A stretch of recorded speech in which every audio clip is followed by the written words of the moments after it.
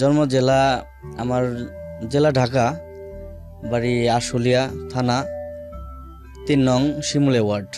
ওখানে আপনি আছেন এখন? হ্যাঁ, আমার স্থানীয় বাড়ি ওখানে, আমি থাকি বাড়িতে। আচ্ছা, ঠিক আছে। বিস্তারিত ঠিকানা দরকার প্রয়োজন হলে আমরা আরও জানবো পরে। আমি গল্পটাই শুরু করতে চাই। জি বলুন, কেন আসলেন, কিভাবে আসলেন, একেবারে ছোটবেলা থেকে শুরু করি। তো ছোটবেলায় থেকে আমরা নিম্ন মধ্যবিত্ত পরিবারের ছেলে। বাবা কি করতো আপনার? আমার বাবা টেলার্সের কাজ করতো, টেলার্সের দোকান ছিল। তো ওইভাবেই সাধারণত ৮-১০টা বাচ্চা কাচ্চার মতো আমরা বড় হয়েছি। কয় ভাই বোন? আমরা ৩ ভাই। আপনি বড়? আমি বড়। সবার বড়? হ্যাঁ, সবার বড়। আমার বোন নাই। তো এরকম ছোটোবেলা থেকে স্কুলে যাইতাম, পোলাপানের মতো ফাইজলামি করতাম। তো ক্লাস 8 পর্যন্ত লেখাপড়া করছি। তো লেখাপড়ার চেয়ে ফাইজলামিটাই বেশি হয়েছে, এই কারণে তেমন বেশি আর খালি আব্বুর হাতে পিটানি এরকম কিছু। তো আর আমি নানুর বাড়িতে থাকতাম বেশি আর কি। আমার বাড়ি আর নানুর বাড়ি কাছাকাছি আর কি, একটা চকের এরকম কিছু। তো আব্বু ওটা মানতো না, ধরে নিয়ে আনতো, আনারা আর পিটাইতো ইচ্ছা ধরে। পরে এরকম করতে করতে যাই হোক লেখাপড়া করি নাই বন্ধু বান্ধবের সাথে। তখন বন্ধু বান্ধব বুঝতাম না, যার লোকে ভালো লাগতো তার সাথেই থাকতাম। তো ওরা যা যা করতো ওইভাবে করতাম। ওই দেখা গেছে বই থুয়ে একজনের সাথে আমাকে বাজার এই হলগুলা তো ছবি দেখতাম, পাশে আমাকে দোকান, ও জায়গায় যাইতাম না। ছবি টবি এইসব কোনো নেশা ছিল না। তো এই যে খুঁটিনাটি কাজ করার শখ, এই সাইকেল ভাড়া নিয়ে এক জায়গায় গেছি। তো সাইকেল আইনাকে দিতামও না, আবার আইতো একদিন না ভাড়া দিব, সমস্যা কি, কিন্তু তারা মনে করতো হারিয়ে গেছে। এরকম একটা অবস্থাতে তো ফাইজলাম করে আব্বা কইলো না ওর লেখাপড়া হইব না, আর আব্বা আমার পাইতেও না, কারণ আমি তার দেখে এখনও ভয় পাই। কারণ আব্বা বারান্দায় থাকলে আমি ঘর থেকে বাইরে না, তার সাথে কথাও বলি না। আর আমার জন্য যত ঝামেলা হয়েছে আমার মা, কারণ আমার কিছু না হইলেই আমার বকাবাজি যে স্কুলে যাইতেছেন, ইটা যাইতেছেন, ওটা যাইতেছে। পরে নিজেকে দোকান ছিল, মাঝে সাঝে ধরে নিয়ে দোকান বহাইতো। আমার বহাইতো একদিন খালি বাড়িতে আয় পারলে হয়েছে। ওই টেলারিং? হ্যাঁ, টেলার্সের। তো একদিন বাসায় আসতে পারলেই আর আমার খোঁজা পেতো না, আবার 2 দিন পরে পিঠে পুটে লয়ে যেত। তো যাই এভাবে কাজ কাম শিখছি মাঝে সাঝে। তো আব্বার দোকানে নিজের আব্বা মাস্টার, কাজ শিখতে দেরি হয় নাই। তো দেরি হয় নাই, পরে সুদ দেখা দিয়েছে। পরে মোটামুটি বছর খানেকে কাজটা শিখে মোটামুটি মাস্টার। পরে 2-3 জন কর্মচারী। ক্লাস 8-এ থাকতে? হ্যাঁ, ক্লাস 8-এ থাকতে পড়ালেখা বন্ধ হয়ে গেল। ওই বন্ধের পরেই আপনি শিখে ফেললেন? হ্যাঁ, বন্ধের পরে আর দোকানে যাইতাম। ছোট দেখা গেছে আব্বার লেগে বা কর্মচারীর লেগে ভাত নিয়ে যাইতাম। ও বসে বসে হাতের কাজ আইতে হয়তো, তাইলে আর অন্য সব মানুষের দোকানে গেলে সে না যে পানি আন, চান, ইডান দেরি। আর নিজের আব্বা আর নিজের দোকান। এই দোকানটা কোথায় ছিল? এটা আমাদের আগে প্রথম আম্মুয়ের দোকান ছিল শিমুলিয়া বাজারে, তখন আব্বা করতো। তো আর পরে জিরানি বাজার। এটাও কি সব টঙ্গিতে না কোথায় জানি? এটা হলো আশুলিয়া থানা জিরানি বাজার, সাভার এলাকায় পড়ে। সাভার এলাকা মানে এটা হলো বিকেএসপি আছে না, বিকেএসপির পাশেই ওইটা, বিকেএসপিটাই জিরানি। ঠিক আছে, বলেন তারপর। তো নিজের আব্বা এই কাছ থেকে কাজ কাম শিখলাম। শিখার পরে এখন দোকান চালাই। এখন তেমন আর ফাইজলাম টাইজলাম করতেছি না, যেটা এখন বাড়িতে আইলে ফাইজলাম করলেই খালি করানো লাগে। কিন্তু আমার ছোটবেলায় থেকে ওই যে কইলাম খুঁটিনাতিতে বেশি সাইকেল চালাইতাম। দেখা গেছে ঢাকা থেকে জ্যাঠার আগে তো জ্যাঠা তো ভাইয়ের কাছ থেকে টাকা টোকা নিয়ে একটা পুরান সাইকেল কিনা ভালো টালো কইরা নিজে চালাইতাম, একদম চকচকা। আর আমি এমনভাবে যত্ন করতাম, আর মনে করেন যে নিজের সে যত্ন বেশি, আমি যে জিনিসগুলো ইউজ করতাম। তারপরে এইভাবে করার ফলে পরে সাইকেল টাইকেলের গেল, একটু বড় হইলাম, মোটর সাইকেল কিনুম। আর মোটর সাইকেল তো বাড়িতে থেকে কিনা দেবো না, আর বন্ধু বান্ধব মোটর সাইকেল থাকলেই মনে করেন ওই মোটর সাইকেলটাই যদি দেখতাম আব্বাই নাই বা আব্বার এমন কি হয়েছে, মোটর সাইকেল 1 লিটার তেল ভরে দিব, তুই আমার খালি একটু চালাইবার দে, বা মার সামনে যাবো মায়ের দেখামো, বা আব্বারই দেখামো। আব্বার সামনে তো সাহসী নাই। তারপর এমন কি মাই দেখতো না, আব্বাই বেশি দেখতো, যে যার দেখে ভয়টা বেশি। আর আমার তো কিছু কইতো না, বাড়তে মার সাথে শুরু হয়ে গেল যে এইটা করতেছে তোমার পোলা, এটা করতেছে তোমার পোলা, মরবো, এইটা করবো, ওটা করবো, নানান অবস্থা, যা শাসন যা আর কি। আর পরে মনে করেন আমার 2 ভাইয়ের চেয়ে আমি মাইরটা বেশি খাইছি, কিন্তু হুদাই আর কি। পরে এরকম বইটয়ে তো কাজ কাম করলাম। তো কাজ কাম করার পরে নতুন দোকান টেলার্সের মাস্টার মোটামুটিভাবে চললো। দোকানে থাকলাম। তো কাজকর্ম করতে করতে করতেছি, বাড়িতে যাইতেছি, মোটর সাইকেল কিনলাম। তো মোটর সাইকেল কিনলেন কিভাবে? নিজের পয়সা দিয়ে নাকি বাপের পয়সা দিয়ে? আব্বার কাছ থেকে টাকা নিয়ে, আব্বার এক বন্ধু ওর কাছ থেকে নিয়ে। আর এক দোকান পয়সা থাকে, পরে হেরাও ফাইজলাম করে যে ধরো একটু চালিয়ে হও আমি আর আব্বার সামনে ওগুলো করি না। আর আমার আরো আব্বার সামনে কথা বলি না দেখে আমার আরো খোঁচায় যে আর কি বুঝাইতেছে। পরে যাই একজন আব্বার এক বন্ধু আছে, তার একটা সুজুকি আগের মডেলের মোটরসাইকেল ছিল, ওইটা কিনলাম 25,000 টাকা দিয়ে, 2বারে টাকা দেওয়া।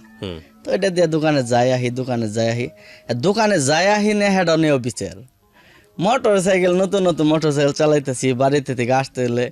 আর মেক্সি আর কি আব্বারে চিনে, সবাই চিনে, গাড়ির সামনে দিয়ে ওভারটেক করলেই যে কেউ একজন বলে দিত ওই যে গেল। আর হ্যাঁ বাড়িতে যায় মোটরসাইকেল এমনি চালাইছে রাস্তায়, ওইটা বেশ অ্যাক্সিডেন্ট করলে 1 টাকাও দিব না, ওইটা বেচে তোর পোলার অ্যাক্সিডেন্ট এই চিকিৎসা করামো, আমার কাছে টাকা পাবি না। আর মার আর আব্বার ঝগড়া শুধু আমার লেগে, আর কোনো কারণ নেই। তো এইভাবেই বড় হইলাম। তো দোকানে কাজও শিখতেছি, তারপরে যে কাস্টমারের মতো একজনের সাথে পরিচয়। আচ্ছা, তো পরিচয় মানে একটা মেয়ের সঙ্গে পরিচয়। হ্যাঁ, একটা মেয়ের সাথে আমি পরিচয়, একটু প্রম করছি।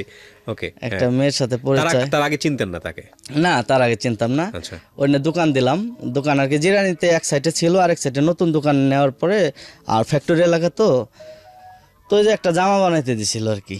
একজন কাস্টমার আসলো, তো একটা কাস্টমার আসলো বলতে কাপড় বানাইতে আসলো একটা মেয়ে। তো মেয়েটা দেখে ভাল লাগলো আর কি, মোটামুটি ভাল লাগলো।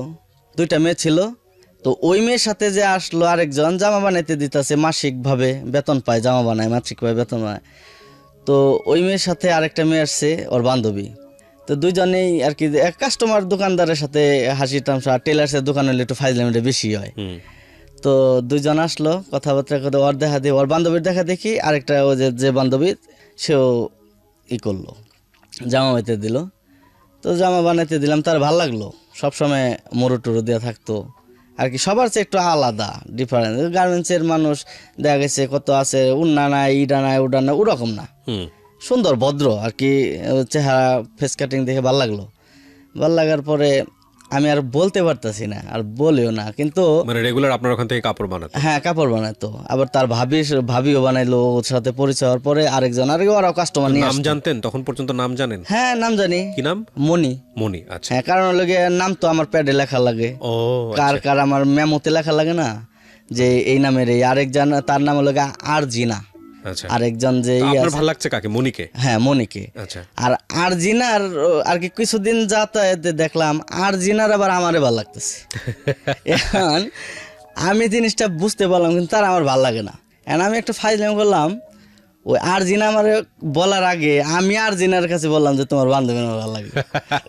সেফ জোনে চলে গেছে। তো পরে সে আর আমি বললো না, কিন্তু আর পরে আমি জানতে পারলাম আরজিনা ওই মনিরে যায় প্রেশার দিতেছে যে মুরাদ ভাই তোমার পছন্দ করে, তোর পছন্দ করে, তো ওর সাথে তোর সম্পর্ক করতে হইব। তুই যদি না করস তাহলে আমরা দুইজন এক রুমে থাকুম না। আর কি লেগে তা জানি না, আমারে ভাল লাগছে আর আমি ওরে দেওয়ারে কয়ে দিছি আমারে যাতে না কয়ে পারে। তো পরবর্তীতে ঘটনা আস্তে আস্তে পরে জানতে পারলাম মনির কাছে কয় হে তোমার পছন্দ করতো, যে আপনার পছন্দ করতো। তো আমি মোটামুটি বুঝতে পারছি, এই কারণে ওরে দিয়ে অফারটা দেওয়া হয়েছি, কারণ আমার তো তার ভালো লাগতেছে না। তো এভাবে সম্পর্ক বলতে সম্পর্ক।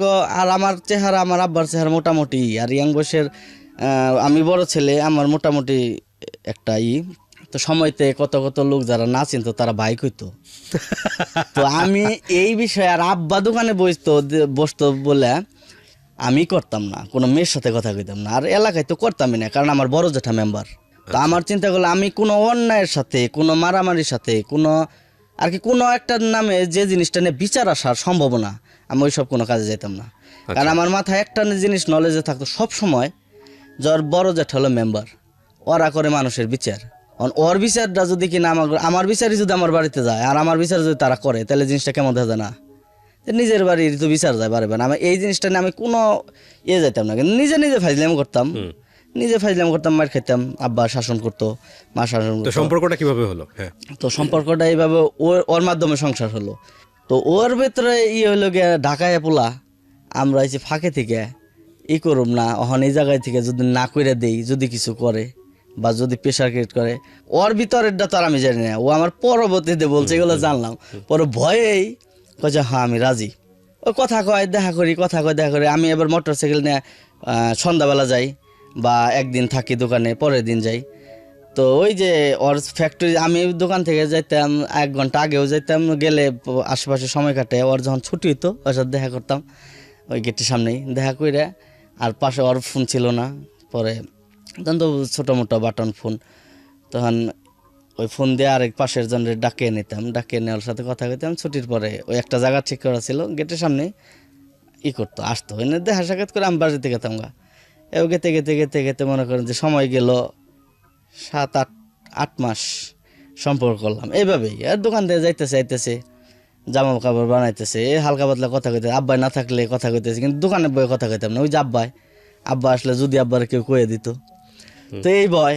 আর কোনো মেয়ের সাথে কথা কই না, যদি ভাই মনে করে আমার কথা আব্বারে জিজ্ঞাসা করলো, তো ওই সব ব্যাপার আমি কোনোই না। কিন্তু ওরে দেখে ভাল লাগছে, ওরে অফার দিছি, ওর সাথে চুরাম করে খেতে। তো হঠাৎ একদিন দেখি ওরা যে আমার দোকানের পাশে যে জায়গায় বাসা ভাড়া থাকে, ওর আব্বু একজনের সাথে বিয়ে ঠিক করছে। তো নতুন বাইক চালাইছি, হয়তো শখের জাম্পার সমস্যা ছিল, শরীর টলির ব্যথা, আমি 2 দিন জ্বর বাড়িতে। তো ওই বাসায় ওর বান্ধবী আমার ফোন দিছে, কয় ভাই আজকে তো মনির বিয়ে। হঠাৎ কোনো কিছু জানলাম না, ওর আব্বাই মনে হয় পাত্র দেখছে বিয়ে, আমি সত্য না মিথ্যা জানি না। আমি ওই অবস্থায় জ্বর টল নিয়ে আসলাম জিরানি। ওর যে বাসাটা যাবো ওটা আমার দোকানের সামনে, আব্বাই আমি দোকানে আইতাছি না, আব্বা ভিলেন হয়ে যাচ্ছে। আমি দোকানে আসি নাই, অসুস্থ বাড়িতে থাকবি, তো মোটরসাইকেল না জিরানিকে। তো আমার দোকান এরকম রাস্তা, ওদিক দিয়ে পিছন দিয়ে আসা যায়, পিছন দিয়ে মানুষে প্রসাব করে, নানান নোংরা। আর কি করবো, ওদিক দিয়ে ওর বিয়ে হয়ে যেতেছে, মাথা তো খারাপ। পরে ওদিক দিয়ে যায়, পিছন দিয়ে গেলাম মোটরসাইকেল আরেক জায়গায় রাখে। যাতে ঠিকই ওর রুমের সামনে অনেকগুলা জুতা, কিসের জুতা তা তো জানি না, আমি মনে করছি বিয়ের মনে হইতেছে। পরে ওরা আবার ওই বাসায় বলে ভাড়া থাকতো, আচ্ছা, ওই পোলাটাও ওরা বিদেশি, তো ওইভাবে করতো। তো আমি যাই ওই পোলারে ডাকে, ওই যে বাড়িতে ভাড়া থাকে, ওর বাইক না আবার আমার বন্ধু, তো তো আর আমারও আর কি ফ্রেন্ড হিসাবে সবাই চিনে ভালো, আব্বারও চিনে ওইরকম পরিচিত, আবার আব্বা রাজনীতির সাথে জড়িত আছে, ওইভাবে পরিচিত, নানানভাবে আর কি চিনে। তো বন্ধুরে কইলাম, বন্ধু এই ঘটনা, পোলারে ডাকে আইনা ওর ইচ্ছা পিটাইছি, যে এইভাবে মারার অবস্থা, যে তুই আর মানুষ পেলি না, তুই ওরা এইসব বিয়ে করবার লিগে। পরে এরকমই করে আমি ওইভাবে করার পরে বন্ধুরাই আর কি মিলমিশ করে দিল, তুই জাগা আর বিয়ে করা পারবি না রে সেটা।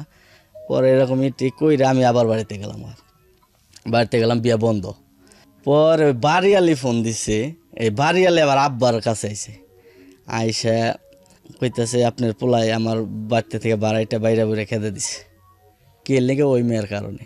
তখন আব্বাই জানলো যে ওই মেয়ের সাথে সম্পর্ক। বাড়িতে আইলো, বাড়িতে আসার পরে ও হলো অসুস্থ, দোকানে যাই পারতেছে না, বুঝলাম কোনাবারে যে মানুষের বাসার ভাড়াইটা খেতে কেমনে, এটা যদি আব্বা বুঝতো। হ্যাঁ, জিরানি যে বাসা হ্যাঁ কইলো। তো আমি কইলাম, তে আমার পোলা খেদাইবো না কার পোলা খেদাইবো, এটা চাপা মাইরা আর কি, এরকম আর কি, যে কথা কাটে দিলাম। বাড়িতে তুই মন জানি হয়ে গেলাম হঠাৎ করে, যে এই অবস্থা, এটা তো সম্ভব না। তো আমি কই, তা আমি তোমার এলাকায় আমি তোমার এই ছাড়া বাঁচতাছি না, বাঁচুম না বা এরকম। তো পরে কইতাছে, তুমি আহো যদি আসতে পারো। আমি আমার এমুক ভাবির বাসায় আছি, ওই যে যার বিয়ে খাইতে গেছে ওর ভাবির বাসায়। ঠিক আছে, পকেট হলো 25 টাকা, হাতে হলো একটা মোবাইল, চাইনা মোবাইলগুলো আগের। তো পরে 25 টাকা না, আব্বাই তো বকাবজি করতেছে বাড়িতে, আমি পাশের রুমে শোয়া, মার সাথে পুরা গালাগালি। পরে আমি করলাম শার্টের যে সকেটে, ওই শার্টটা একটা কান্দে নিয়ে বাড়ি থেকে বেরিয়ে পড়ছি। বাইরের পর টাকা আছে 25 টাকা, টাকা নাই, গায়ে বান্ধা। আমি তো এত দূরে যাইও নাই, রাস্তায় বেরোলাম। আমার দোকানের পাশে একজন ডিসলাইনের কাজ করতো নজরুল ভাই, তো উনি দিয়ে আসতেছে। আমি কই, ভাই করেন, হ্যাঁ 100 টাকা দেন তো। ওর টাকা নিয়েছি, কাউন্টারে গেছি, সবাই চিনে। আমি কই, ভাই গায়ে বান্ধা যাওয়ার মতো কম দামের টিকিট কি আছে? কবে কতজনে তো ইঞ্জিনে বয়ে যায়, ওলা কতজন দাঁড়িয়ে যায়। আর এই মামা গায়ে বান্ধা যাইবো, একটা টিকিট দাও 500 টাকা। আমি আর মনে করতে, মামা আমি তো বেড়াই যেতে না, আমি তো যেতে বিপদে পড়ি, আমি তো জানিও না, মানে এত লং রোস্টে আমার জীবন আমি যাই না, আর বাড়াও জানি না। আর বাড়িতে থেকে এই পর্যন্ত আইসি, একটা মেক্সি ছিল আমার ঘর, তো মোটর সাইকেল নিয়েছি, তেমন ভাড়া ওখান থেকে 8-10 টাকা, এত দূরের ভাড়া কীভাবে যাবো। পরে যাই হোক 100-150 টাকা এভাবে এই করে মনে হয় 200 টাকার মতো ব্যবস্থা করে নিয়ে আমি 150 টাকা টিকিট কাটলাম।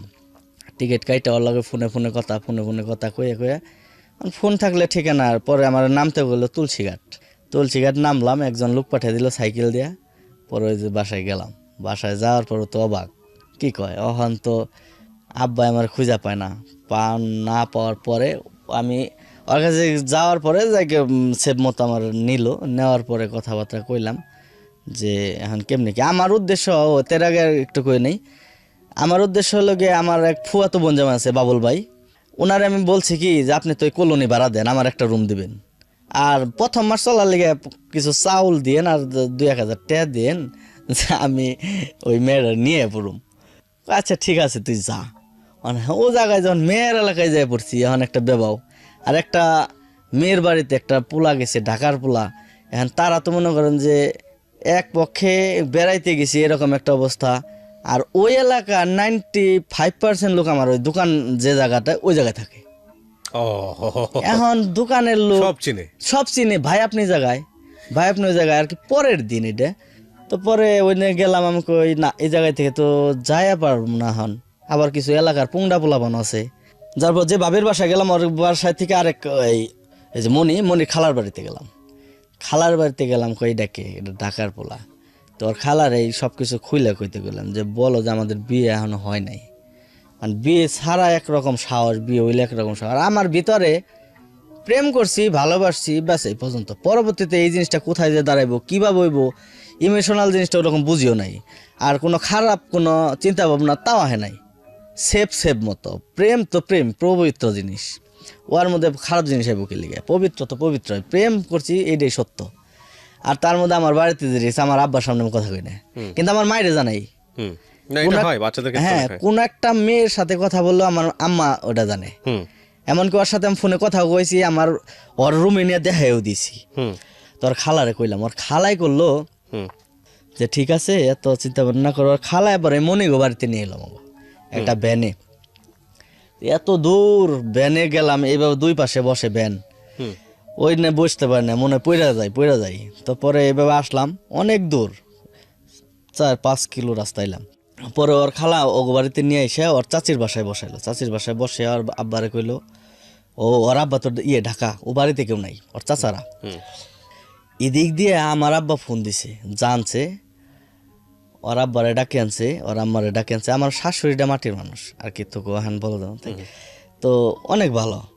তাগো দুজন, হ্যাঁ মনির মা, হ্যাঁ মনে করেন যে পাগল একদম, আমার ছাড়া বুঝেই না কিছু, এরকম পাগল। আচ্ছা। তো পরে তাগো ডাকে আনছে আব্বাই, ওই যে আমার যে আব্বার বন্ধুর তার জ্যাঠাশের মেয়ের দিয়ে কথা চলছিল একটু বিয়ের, তার বাড়িতে ওই জায়গা থেকে মনির ফোন দিছে, তোমার কাছে কি মুরাদ গেছে? ওরে তো এদিক দিয়ে পাইতেছি না, যদি কিনা তোমার কাছে যায়, তুমি যদি লাই দাও, আমি পাশের দাঁড়িয়ে শুনতেছি, তোমার কাছে যদি প্রশ্রয় পায় তাহলে তোমার মা বাপরে কাইটা পান দিয়ে বাসে দেব। এটা আপনার বাবা বলতেছে? হ্যাঁ, আব্বা বলতেছে। আরে ও কইতেছে যে বাবা মা তো বুইড়া হয়ে গেছে, বাঁচবে কয়দিন, যার সাথে সারা জীবন থাকুম, হ্যাঁ যদি ভালো থাকে। এই লোক আব্বাই রাগ রিপ্লাই দিছে এরকম, হ্যাঁ যে আব্বা তো আমি ওই জায়গায় পাশে দাঁড়ানো, আসলে অপমান হওয়ার সুযোগ থাকে। হ্যাঁ, তো এরকম একটা অবস্থা। তো আব্বা আমার ছেড়ে দিল, কনফার্ম হলো আমি ওই জায়গায় গেছি। আমার ফোন টোন টোটাল বন্ধ। রাত্রেবেলা ওর চাচা আমার কইতেছে, বাজার যান, আপনি ঢাকায় থেকে আইসেন, আমরা বলুমনি যে বেড়াইতে আইসে, আপনি যদি বিয়ে না করেন তাও এখন যাইতে পারেন গা, ভাই বোনের সম্পর্ক। আবার দেখি কিছু এলাকার পোলাপান গুনগুন করতেছে, আয় করতেছে ভাই আপনি কি করেন? আমি ভাই আমি এক দোকান কর্মচারী, দোকান থেকে পরিচয়, এইভাবে আমার দোকান টোকান উঠাম দেন না। ওর মনির আবার ছোট, হ্যাঁ চাস্তো ভাই, ও দোকানের মালিক। আমি মনে করতেছি, তুই যে প্রশ্নগুলো আমার করতেছস, তুই তো আমার এলাকায় গেলে আমার চেহারা দেখলে তুই আমার সামনে আবি না।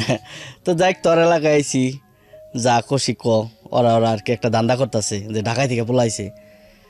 তো লাস্ট পর্যন্ত এইভাবে আবার 2-1 ওই যে কইলাম আমার এলাকায় থাকে, তারা ভাই আপনি জায়গায় এটা সেটাই বেড়াইতে আইসি। তো ফোন টোন বন্ধ, রাত্রে হয়ে গেছে। আর বিয়ে করাইব, আর আমার কাছে টাকা নাই। আমার একটা ফোন আসছিল, ফোনটা কইছি দিয়ে বিক্রি করে দাও, তো বিক্রি করলো না।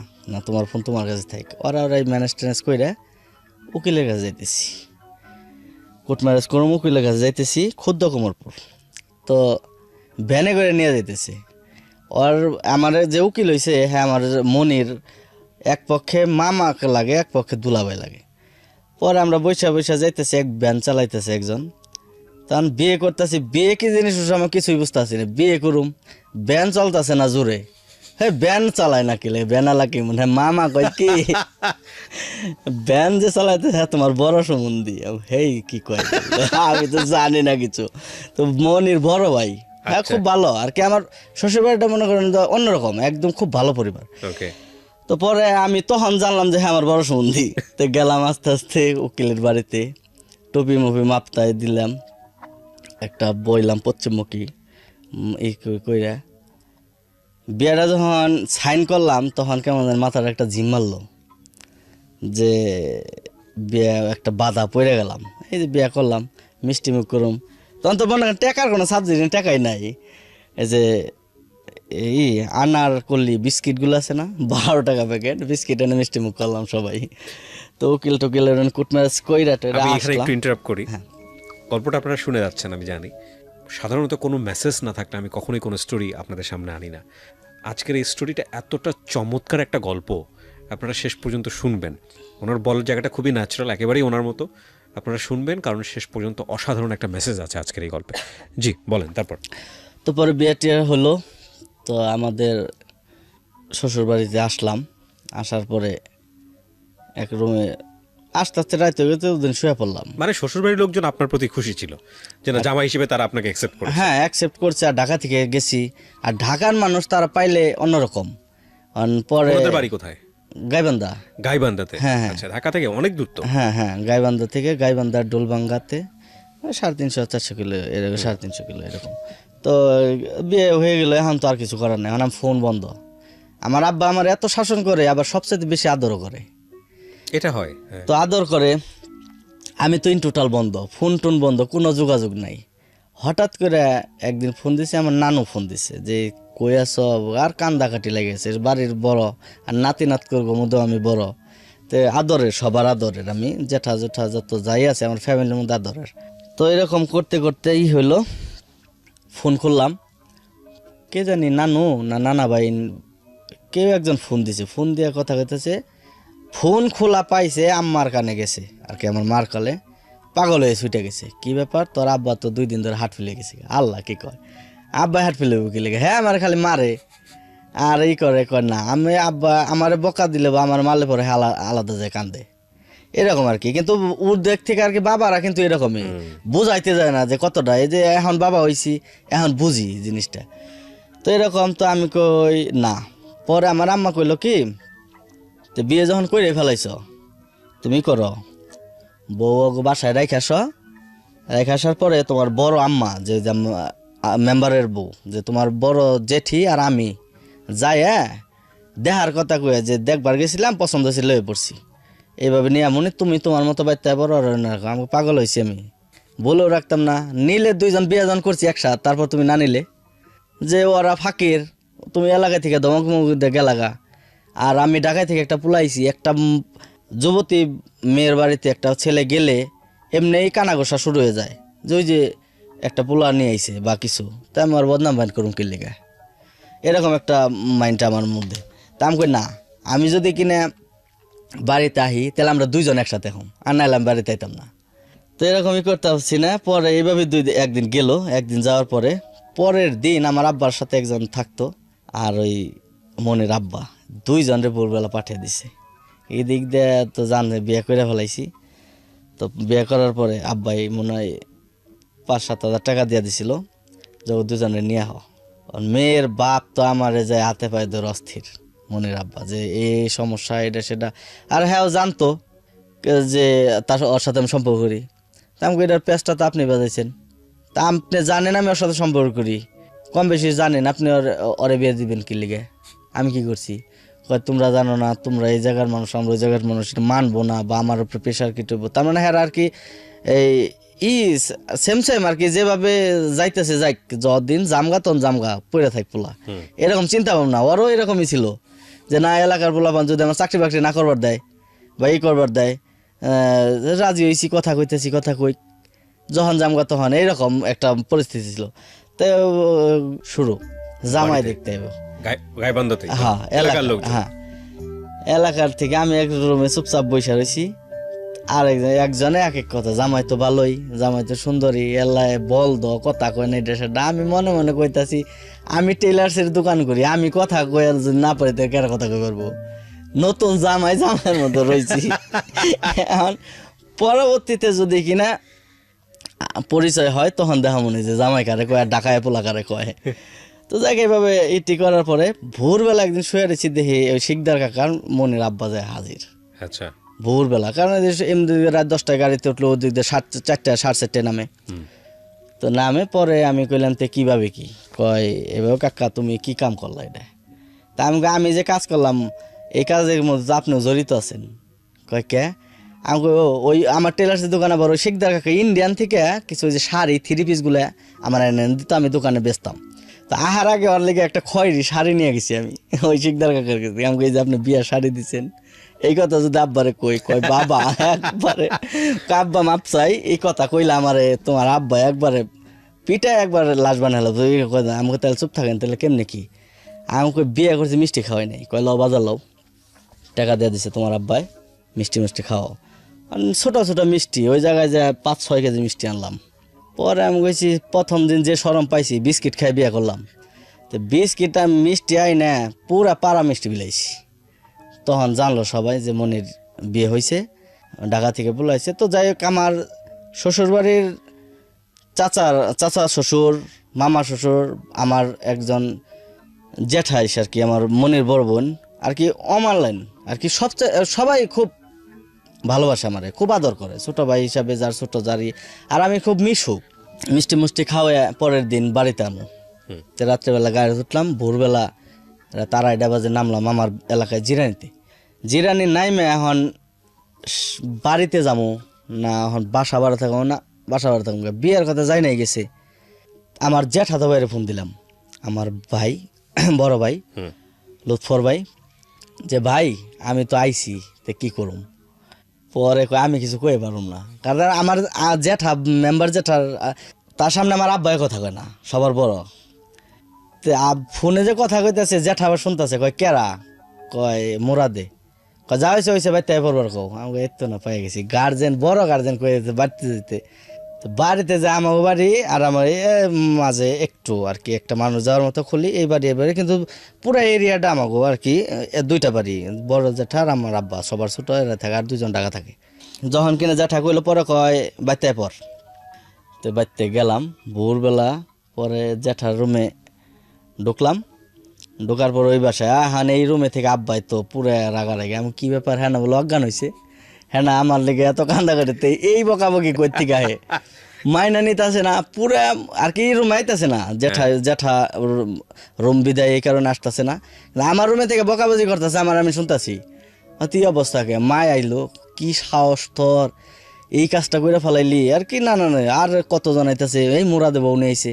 তো এরকমভাবে রইলাম। তো জ্যাঠায় পরের দিন রইলাম, এখন তো পুরো একটা লজ্জায় পড়ে গেলাম, বিয়ে বুঝতাম না তার আমার লজ্জা, বিয়ে করে লাইলাম, একটা ভাবির আছে, আমার জ্যাঠা তো আরেক ভাইয়ের আছে, এখন বিয়ে করে লাইলাম। এখন তো বিয়ে করার পরে কেমন ছোট ছোট লাগে, এই বয়সে বিয়ে করে লাইলাম। তো পরে জ্যাঠাই আম্মারে দে চাবি আনাইল, যাও। আর আমার মনি, আমার ওয়াইফ যে, ও অনেক হ্যাংলা ছিল। জ্যাঠাই কথা, আমি তো কথা কই না, আমার বড় গোলাই কথা কয় না জ্যাঠার সামনে, তো আমি কথা কই না, আমি তো চুপচাপ। মেরি কই থেকে ধরে নিয়েছি আর কি, খুব হাসি খুশি আর আর কি হ্যাংলা দেখে কই মেরি কই থেকে ধরে নিয়েছে। পরে আম্মা এই করে, হে কি কও তুমি, বউ না, নতুন বউ না? পরে চাবি এনে দিল, কয় যা হয়েছে দোকান যাও গা। তো দোকান বন্ধ, গেলাম দোকানে। ওই যে এরকম প্রশ্ন, কি ব্যাপার বিয়ার সাথে করে লালে এটা সেটা। দোকান থেকে যে বাড়িতে আহো মানে আগে হইবেন না পরে হইবেন না, পরে এলো কেমন কেমন যে এত পরে বাসায় ঢুকি নাই আগে থেকেই। আর সন্ধ্যার পরে বাজার থাকলে আমার আব্বা পুরা মনে করেন এই সন্ধ্যার পরে বাজার থাকা আর কি, সন্ধ্যার পরে বাজার থাকা যাবো না। তো পরে এখন আগেও বাসায় পড়তেছি না, এখন আগে এলেও কইবো যে বিয়া করছে দেখে আগে পড়ছে। এখন কোন একটা সমস্যায় পড়ে রয়েছি। তো এইভাবে চলতেছি, কিন্তু ওই যে আব্বারে যে বললো যে বাবা মা তো বৃদ্ধ হয়ে গেছে, কয়দিন বাঁচবো, যে বিয়ে যার সাথে থাকুম হ্যাঁ যদি ভালো হয়, ওই জিনিসটা তার রাগ। কি ব্যাপার, ও আমার কথা মানলো না, ওর সাথে আর কথাবার্তা কয় না। সংসারে হইলো, মায়েও মাইনা নিল। তো মার সাথে, মা আর আমার ওয়াইফ বন্ধু। বাহ। আমার মার সাথে যে বৌমারা খাই পারবো না, হ্যাঁ বিশ্বের কোনো জায়গায় খাই পারবো না আমার বিশ্বাস। এখানে একটা কথা বলি, আজকে উনি যাদেরকে নিয়ে এখানে গল্প করছে তারা সবাই স্টুডিওতে স্ট্যান্ড বাই আছে।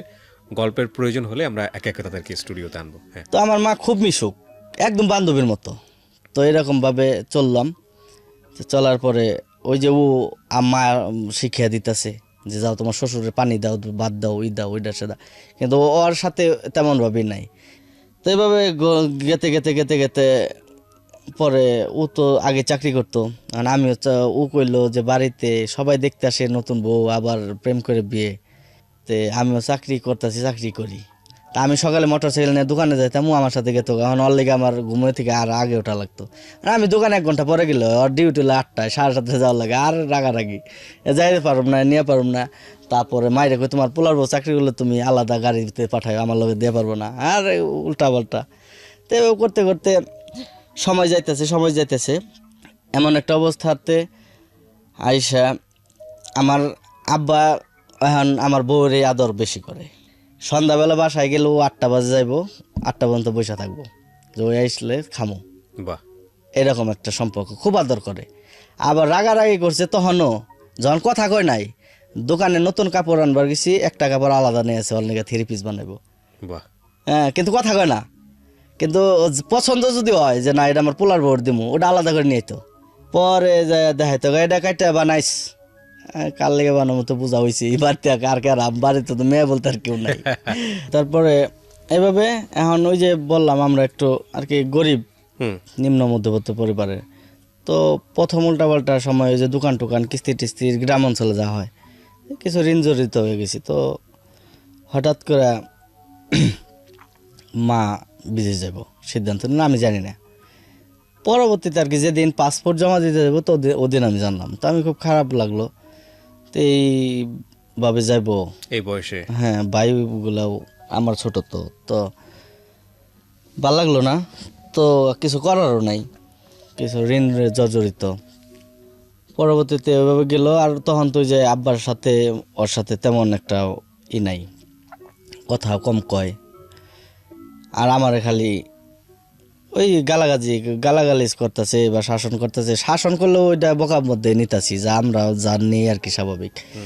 তা আমার এক জ্যাঠাতো ভাই ইকবাল ভাই, তার খাতে কয় হ্যাঁ ও দোকানটা এরকম করে হালাইতেছে, ওইরকম করে হালাইতেছে, কিন্তু মোটর সাইকেল না ঘুরতেছে, দোকান থাকতেছে না। আমি যখন দোকান আহি তখন খালি দোকান নাই, আমি আবার করতাম এরকম। এই বন্ধু বান্ধব হোন্ডা নিয়ে ঘুরতে গেছি, আব্বা যেটা আমি দোকানে তার আগে আমি দোকান উপস্থিত। পরে গালা এখন আমি তো তার উত্তর দিয়ে পারি না, আর আমি তার সামনে কথাও কই না।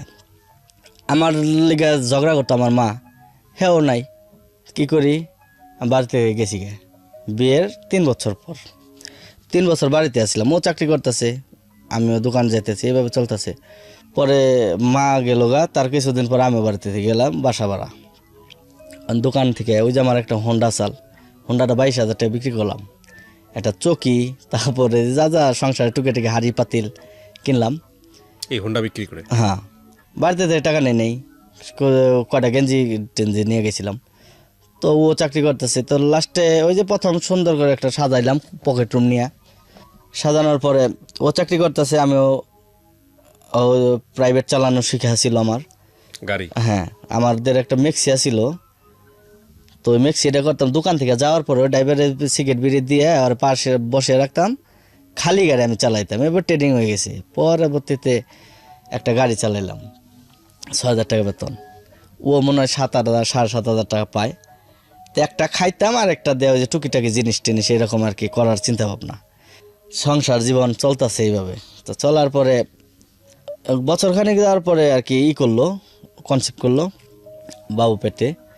তো 6-7 মাস চাকরি করার পরে যখন ওই যে ডেলিভারি ছুটিতে আসে, তারপরে ডেলিভারি ছুটিতে আসলো, ছুটিতে আসার পরে ফ্যাক্টরিও বন্ধ হয়ে গেল, গন্ডগোল আন্দোলন তখন গার্মেন্টস ফ্যাক্টরি। হ্যাঁ, তো চলতেছি আমিও চাকরি করতেছি, ও বাসায়। তো আলহামদুলিল্লাহ আমার একটা মেয়ে হলো, মাইমুন আসলাম রীতি।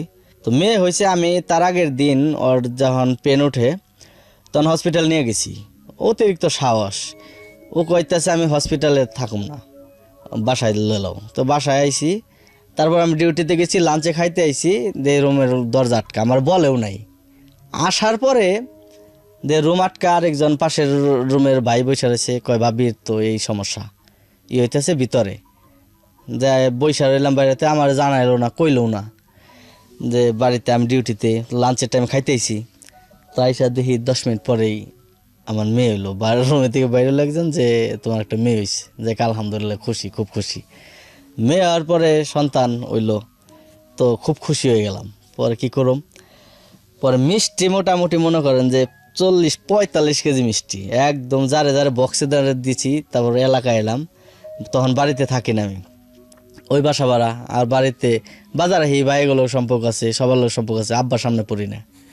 আবার দেখা গেছে আব্বার দেহি, আবার কোনো টাইমে খুব খারাপ লাগে, আব্বারে অন্য নাম্বার থেকে ডায়াল দিয়েছে, হ্যালো হ্যালো করতেছে, কণ্ঠ শুনছি শেষ, আর ই করি না আর কি, ওই রকম লাগে, মায়ও নাই।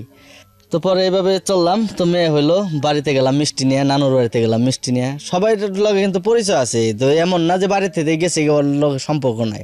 আমার যে ফ্যামিলিটা খুব বন্ডিং, সবার সাথে সবার এত মিলমিশ। আর আমার বাড়িতে একজন মানুষ গেলে বলতে পারবো না কার রুম কোনটা, সবাই এরকম। বাহ, খুব ভালো। তো এরকম খুব ভালো, সবাই সবার বন্ডিংটা খুব ভালো।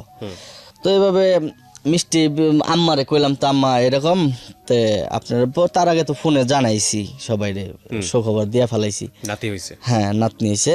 তো মিষ্টি নিয়ে যারা হইলে, বাচ্চা হইলে যা ই করার, তো আজান টাজান দিয়ে আমরা বিদায় করলাম। যারা ওই যে আয়া কয়, যারা বাচ্চা ডেলিভারি করে, এরকম সব কিছু ওরাই আর কি। ওই বাসার যে মালিক চাচিও খুব আর কি, আমি কোনো জায়গায় আদর ছাড়া দুঃখ পাইনি, সবাই আদর করে আর কি, ওইরকম মিলমিশ ওর সাথেও। তো এরকমই মেয়ের মতো রাখছে। তো ওই চাচিটাও অনেক হেল্প করছে, বাসার মালিকের বউ। তো এরকম আর স্থানীয় পোলা বা আব্বারেও চিনে। তো তেরম পেশার না যে বাড়িটা গেলো খারাপ ব্যাপার, এটা সেটা ওরকম না। হ্যাঁ, বাড়ি নিজের বাড়ির মতোই। কয় টাকা ভাড়া ছিল আপনার রুম? ওই রুমটা 1700 টাকা ভাড়া ছিল। বুঝে নেবেন ওনার আর্থিক অবস্থাগুলো একটু বুঝে নেবেন। 1700 টাকা ভাড়া ছিল, একটা পকেট রুম। তো ওই জায়গা থেকে পরে মার সাথে একদিন ফোনে কথা, হঠাৎ মাই তো শুনছে ছোট ভাইয়ের কাছে, মা তো খুব খুশি, আবার কান্নাও করলো। বড় পোলার ঘরে নাতনি হলো, আমি দেশে নাই, এটা সেটা। তো অনেক দোয়া টোয়া করলো যে আমি আসতে চেন টেন নিয়ে আসবো, তুমি ভালো মতো থাইকো, মনের চিন্তা করবা কেউ না, এটা সেটা অনেক সান্ত্বনা মন্ত্রণ দিল। ঠিক আছে মা, তুমি ভালো থেকো। এইভাবে কথাবার্তা করতে করতে মেয়েটা বড় হইতেছে, আমিও গাড়ি চালাইতেছি। তো ওই বাচ্চা আর ওই যে ডেলিভারি ছুটিছে, তারপরে ও বাসাই, আর চাকরি বাকরিতে নাই। আমি গাড়ি চালাইতেছি, তো তার মাঝখানে আবার ওই যে মোটর সাইকেলের নেশা। তো একটা সেকেন্ড হ্যান্ডে মোটর সাইকেল কিনলাম 15-16-20 হাজার টাকা দিয়ে, ওইটারে আবার 5-7 হাজার টাকা খরচ করছি। নিজে চালাইছি, নিজের শখ মিটছে, আবার একটা ভালো পার্টি পাইছি, বিক্রি করেছি 5-7 হাজার 10 হাজার টাকা লাভ। এইভাবে চলছি সুন্দর। আর মেয়ে হওয়ার পরে তো একদম খুশি, খুব খুশি।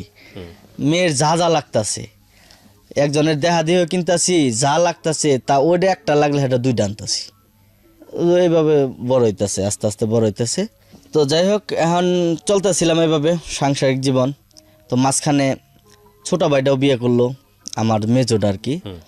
বিয়ে করার পরে ওখানে আমি গেলাম ওই বিয়ে বাড়িতে, দাওয়াত করলো আমারে। তো আব্বাই দেখলো, তো তারপরে একদিন হঠাৎ করে আব্বাই ফোন দিল আমারে, আমি আব্বার লগে কথা কইলাম। পরে আবার একদিন বাড়িতেও আসলাম বাচ্চা নিয়ে, যখন ওর 1.5 বছর বয়স, মোটরসাইকেল সামনে বসিয়ে নিয়েছি। আব্বাই কোলে নিল না, রাগ আমার উপরে খুব রাগ। আমি বাড়িতে গেলাম, ভাই 2টা ছোটো, তো ও একা একা গেল গা বউ নিয়ে। তা আমি আর উদ্দেশ্য হলো গিয়ে, আমি দোকান চালাইতেছি, সব কিছু করতেছি। তো আমি তো আমার যে সাপোর্ট, আমার মা আমার পক্ষে কথা কয়, আমি তো তার সাথে কথা কইবেন না। তা আমার কিছু কইলাম শুনি শুধু, আমি বলতে পারি না কিছু।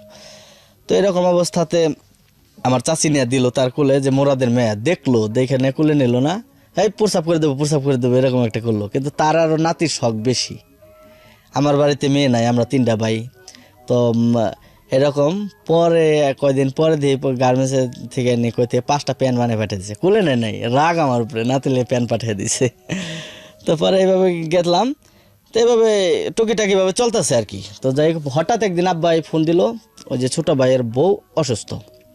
তো ওই মাসে, সামনের মাসে থেকে আমার আবার 2 মাস আমি চাকরি আর কি, আমার যে মহাজনের গাড়ি চালাইতাম প্রাইভেট, ওই ভাই, আর মহাজন সম্পর্ক না, আমার খুব আদর করে, আমি ভাই ডাকি বা কাকা ডাকি, যাও গাড়ি চালাইতাম। তো ওই ভাইয়ের গাড়িটা বিক্রি করে দিল 1 মাস আজিরে। তো ওই টাইমে আব্বাই ফোন দিল যে আমি আমি আমি আবার বেকার থাকতে পারি না, কাজ ছাড়া আমার থাকতে সময় কাটে না একদম, যেটা আমার ঠিক আর কি। তা ওই জায়গায় থেকে বাসায় যাইতেছি, হয়তো বাসায় যায় ই কর, তোর বউরে নিয়ে হসপিটালে যা। আমি ওই সিরিয়াস মনে হয় কিছু। তো পরে আমি ওই জায়গায় থেকে বাসায় যাইতেছি, আম্মায় ফোন দিল। আম্মা কই, আব্বাই তো আবার একটু রাগি। তা আম্মা ফোন দিল, যে আমার মেম্বার জেঠা, তার ওয়াইফ জেঠি ফোন দিল, তুমি কই? আমি কই, আমি তো এই যে আব্বাই তো হসপিটাল যেতে গেলো, আমি তো এনে যেতেছি। কয় এখনো যাও নাই? আব্বাই দিয়ে পাশ থেকে কই যে এতক্ষণ লাগে। আমি কই, আমি তো গেছিলাম একটা কাজের খোঁজে, আমার তখন চাকরি নাই। তো ঠিক আছে, আমি যাইতেছি। পরে বাসায় যেয়ে কইলাম যে আব্বাই তো ফোন দিছে, আল্লাহ হসপিটাল যাই, মনে কইলাম। কয় আমি তো এই যে মাত্র উঠলাম, গোসল টুসল, আমি তাহলে দেরি হয়ে যাবো, তাহলে আমার এমনি বকাবকি করতেছে, আমি যাই। পরে গোসল টুসল কইরা ওই বাইরে গেলাম। বাইক নিয়ে? না, বাসে থাকার পরে আসলাম, ডাক্তার দেখিয়ে আসলাম আর কি, নবীনগর দিয়ে গেলাম, ধামরাইয়ের ভিতর দিয়ে বাড়িতে আসলাম। বাড়িতে আমি ঢুকি না, আমি তো যাই না বাড়িতে। তো আব্বার সাথে একটু একটু আর কি হইতেছে। তো বাড়িতে না, বাজারে যাইয়া ওরে নামিয়ে দিলাম, ছোটো ভাই বউ, ছোটো ভাইরে নামিয়ে দিলাম। তো আমি কইছি তো আমি বাসায় যামগা। তা আব্বাই ফোন দিল, কনে? আমি কই আমি যাইতেছি গা। তো যাইতেছি গা, জিরানি যামগা, বাসায় যাইতেছি। পরে কয় ভাত রাঁধছি, ভাত খেয়ে যাও। আমি কই না, আমি ভাত খাইছি, হোটেলে খাইছি, গুড়া সকাল থেকে না খাওয়া। পরে গুড়া মাছ, মলা মাছ দিয়ে ভাত খাইছি। তো ভাত খাইয়া বাসায় যামগা। ওই মুহূর্তে একটা ছোটো ভাই, এলাকার ছোটো ভাই ফোন দিছে যে ভাই আপনি না মোটর সাইকেল দেখছিলেন, তো মোটর সাইকেল একটা আছে, আপনি কি কিনবেন?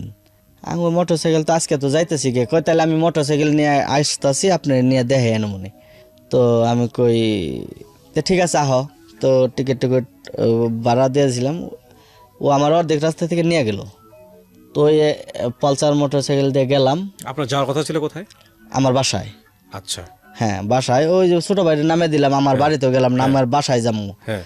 তো বাসায় থেকে অর্ধেক ওই যে জায়গায় থেকে গাড়িতে উঠছে, ওই জায়গায় থেকে ওই ছোটো ভাইটা মানে নিয়ে গেল। নিয়ে যাওয়ার পরে নলাম করে একটা জায়গা আমাদের ওনে, মাঝখানে একটা নদী, এখন ব্রিজ হইতেছে, ওই নদীর এই পারে মোটর সাইকেল থেকে আমরা নৌকা দিয়ে ওই পার গেলাম। তো যাই ইয়ামাহা একটা গাড়ি RX, সুন্দর মুইসা টুইসা রাখে, পরিষ্কার রাখছে দেখে আমি কইছি না, ইনি তো আমার মতো যত্ন করে, গাড়িটা পছন্দ হলো। নদী পার করলাম, নদী পার হয়ে ওই পার যায় মোটর সাইকেলটা দেখলাম। পরে কইলো যে হ্যাঁ মোটর সাইকেল তো পছন্দই হয়, কাগজপাতি আছে ঢাকা মেট্রো। তো পরে কইছি তো ঠিক আছে। তো আমার কাছে তখন 12-13 হাজার টাকা আছে। 13 হাজার টাকা আছে, তে মোটামুটি কাগজপাতি যেহেতু আছে, তার মোটর সাইকেলের দাম উঠতে গেলে 20-25 হাজার টাকা হইব। তো বাজারে গেলে ভাও করে দেওয়া যাবে, আর যদি নাই দেয় বাকি কাগজপাতি পরে নেবো, গাড়ি নিয়ে গেলাম। এরকম একটা ব্যবস্থা করে আসতেছি, নদীটা পার হমু, ওই গাড়ি নিয়ে নদীর পাশে আসছি। তখন থেকে ওই যে যার গাড়ি, ওই পারে গাড়িটা টেস্ট করছি, আমি ট্রায়াল দিছি, যত রাপ চালানো যায়, যত যাই করা যায় কমপ্লিট। তো হ্যাঁ, বাজারে এসে টাকা দিয়ে দেবো, নদী পার হমু। ওই গাড়ির যে মালিক, উনি কইলতে আমি নৌকা ডাক দিই। তা আমি নৌকা ডাক দিতে দিতে একটা গাছের রুল, আমি আবার মোটর সাইকেল খুব ভালো চালাতে পারতাম, মনে করেন অনেক কন্ট্রোলিং খুব ভালো। তো পরে গাছের গুড়িটা দিয়ে আমি এই পার আনছি, তো চাকায় কাদা বললো। তো নৌকাটা উঠাইলাম নৌকার উপরে। তো পরে নৌকার উপরে উঠাইলাম গাড়ি ধইরা, নৌকার উপরে যাতে ঢাল ঢোল হয়ে না পরে, আমি মোটর সাইকেল উপরে বসলাম 2 মোটা পাও দেয়া। নৌকার মধ্যে থেকে আমার ব্রেনটা কেমন জানি কাজ করা বাদ দিয়ে দিল আর কি। ওই যে গাড়িটা যে আমি নৌকায় উঠাইলাম, এই পর্যন্ত আমার ক্লিয়ার কথা, আমি এটুকু পর্যন্ত সুস্থ, আমি জানি না তা এই খুব ভালো মতো। তো পরে নৌকায় উঠলাম, গাড়ি নিয়ে আসলাম, নৌকার মধ্যে বলে হেললাম দুললাম। আমার লগে যে 2জন আছে ওরা কইলো যে পরে একটা মেয়ে আসছিল পিছে মেয়ে শোলে লাগলো, পরে ও বলে ধাক্কা দিচ্ছে, আমি এগুলো বলতে পারবো না, ওরা বললো আমারে। তো পরে নৌকার থেকে নামলাম, গাড়ি চাক্কার মধ্যে কাদা, পরে একটু ঢাল, আমি কই ইয়ার চেয়ে বড় বড় ডাল দিয়ে আমি উঠি সব সময়, কারণ আমার বাড়িতে থেকে মোটামুটি 1.5 তলার থেকে এরকম ডাল আমি প্রত্যেকদিন রাউন্ড করি, এইটুকার ডাল। তো পরে গাড়িতে তেল ছিল না, উঠাইতে টাইমে একটু পিছিয়ে গেল স্টার্টটা বন্ধ করে, পরে পোলাটার এনে আটটা ছিলে গেল। আমার কানে খালি আইলো যে ভাই আটটা কাটে গেল, 10,000 টাকা গেল, আমার খুব দুঃখ হয় না, আটটা কাটলো। তো উঠলাম, উপরে উঠা দিয়ে তেল নাই। পরে ওই যে মোটর সাইকেলটা নিয়ে গেছি আর কি ওই ডানতে, তো ওইটাই থেকে কইছি এক টাইগারের বোতলে একটু তেল বাইর করলাম। পরে একজন গ্যান্ডার নিয়ে যাইতেছে, আমি কই গ্যান্ডারে কি খাওয়ান যায় না? পরে ওই খাওয়ার জিনিস খাইবেন, এগুলো কিন্তু আমি জানি না, আমি কিন্তু আর কি তখন হ্যাঁ পরে শুনছি। তে গ্যান্ডারি বলে উনি দিল, পরে 1 লিটার একটু তেল বাইর করলেন থেকে 1.5 কিলো গেলে আমাকে বাজার। তো 1.5 কিলো যাওয়ার পরে কইছি তেল ভরুম, ওরেও টাকা টুকা দিয়ে দিমু। তো ওই মোটর সাইকেল থেকে তেল বইরা নিলাম, স্টার্ট করতে সময় আমার জুতা ছিঁড়ে গেছে, আমি বলতে পারবো না, আমি জানি না। তো তারপরে আমি এই জায়গা থেকে মোটামুটি 1 কিলো পর্যন্ত যাইতেছি, কিন্তু আমি কিন্তু ওর সাথে কথা কইতেছি। আমি যে মোটর সাইকেলের যার মালিক, ও রাত চালাইছি ওই পারে, টেস্ট করছি ওই পারে, সব কিছু কমপ্লিট। এখন খালি আমরা দুজন মালিক বসা থাকলে তো গাড়ি কেউ এমনিও যার গাড়ি থাক ও জোরে চালায় না। তো আমরা 2 ভাই কথা কইতে কইতে আইতেছি, প্রথম দিন পরিচয় হইলো। তো যে ভাই এরকম, তো গাড়িটা ভালোই লাগলো, এরকম সাউন্ডটাও খুব সুন্দর, এরকম কথা কইতে কইতেছি, কিন্তু আমি জানি না যে আমি ওর সাথে কথা কইতেছি, আমি বলতেই পারুম না। তো 1 কিলোর মতো আমি এই জায়গা রানিং চালিয়ে আইছি, ওর সাথে কথা কইতে আসছি। গাড়ির রানিং হলো 25 থেকে 30, ইয়ামাহা গাড়ি, ছোট গাড়ি, ওটার স্টার্ট আর কত, তার মধ্যে তেল নাই, টাঙ্কিতে হাওয়া থাকলে তো টাঙ্কি উঠবো না, টান উঠবো না। তো এভাবে কথা কইতে কইতে আমি একবার বাম সাইডে গেছি, এভাবে কাওয়া দিয়ে আরেক সাইডে ডান সাইডে আইছি। ও আমারে বলছে যে ভাই আপনার কি কোনো সমস্যা? আমি কই না, আমার তো সমস্যা না। ও কইতে আমার সমস্যা হলে আমার কাছে দেন, ওই যে গাড়ির পিছে। আর ওই যে যার গাড়ি নিয়ে গেলাম আরেক ছোট ভাই লগে, ওটাই নিয়ে গেছে গা, যে আপনি আসেন আমি যাইতেছি। ওর একটা নিয়ে গেছে গা, আমরা ওইটাই যাইতেছি। আমি কই না ভাই আমার তো সমস্যা না কইছি। পরবর্তীতে আরেকবার বাম পাশে যায় মোটর সাইকেল পড়ে গেছি। আপনি পড়ে গেছেন? হ্যাঁ। ও আমার উপর দিয়ে যে পড়লো ধান খেতে, আর আমি পড়লাম, পইরা যায় গাছের সাথে বাড়ি লাগলো আমার আর কি। ছোট চিকন ডম্বুল গাছ আছে না রাস্তার সাইড দিয়ে, ওই গাছের লগে মানজায় বাড়ি লাগলো। আমি অ্যাক্সিডেন্ট করছি বলতে পারব না, আমি যে পইরা গেছি তাও কই পারব না, আমি জানি না যে আমি অ্যাক্সিডেন্ট করছি। আমি যে 1.5 কিলো মোটরসাইকেল চালে গেলাম, আমি বলতেও পারব না, আজও মনে নাই আমার। তো পরে এগুলো আপনাকে পরে বলেছে? হ্যাঁ, পরে আমি আসতেছি। ওই পোলার মনোযোগ দিয়ে শোনেন আপনারা শেষ পর্যন্ত আসলে কি হয়েছে। ওই পোলার ভেরি ইন্টারেস্টিং স্টোরি। হ্যাঁ, ওই পোলাটা আমারে 3 মাস পরে দেখতে গেছে, 3-4 মাস পরে, তখন এই কথাগুলো বলতেছে। এই যে নৌকার পরের থেকে যে কথাগুলো আমি বলতেছি, এই কথাগুলো 4 মাস পরে আমার বললো, এই ঘটনা এমনি আমরা আসতেছিলাম, আপনি বললাম যে আপনি আমার কাছে গাড়িটা দেন, সমস্যা হইলে। আমি কই ভাই আমি নিজের ইচ্ছায় তোকে বিপদে পড়তে চাই না, মানে আমার সমস্যা না। আর আপনি যে আমার কথা কইছেন আমি তো এইটাও জানি না, আপনি তো আমার এখন বলতেছেন, আমার তো মনেই নাই। তো আর আমি কি বিপদে পড়ব নিজের ইচ্ছায়? পরে কয় মোটর সাইকেলের মাথা বাঁকায় গেছে, এটা সেটা। আমি আপনার উপর দিয়ে পড়ছি, এই যে মাথার এই জায়গায় আমার দাঁত কি এই মনে হয় আমার মাথা লাগছিল, এটুকু আমি ব্যথা পাইছি।